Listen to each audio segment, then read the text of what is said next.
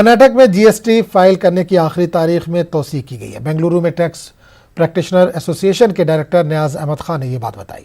नियाज अहमद खान ने कहा कि मार्च से जून तक माहाना जीएसटी फाइल करने की आखिरी तारीख 30 सितंबर तक बढ़ा दी गई। लॉकडाउन के सबब रियासती हुकूमत ने यह तोसी की है। ताजिर हजरात अपने मोबाइल के जरिए जीएसटी फाइल कर सकते हैं।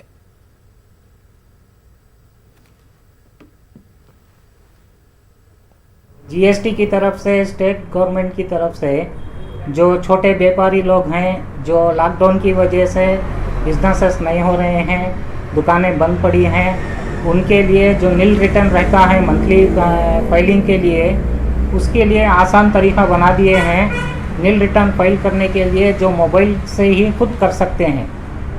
हर एक जो बच्चा रहता है घर में, बड़े रहते हैं, थोड़ा कम मालूमात वाले भी बहुत आसानी से नील रिटर्न फाइल कर सकते हैं। ये एक है। दूसरा, 2 स्लैब बना के हैं रिटर्न्स फाइलिंग के लिए, और उनके लिए टाइम भी थोड़ा एक्सटेंड करके हैं।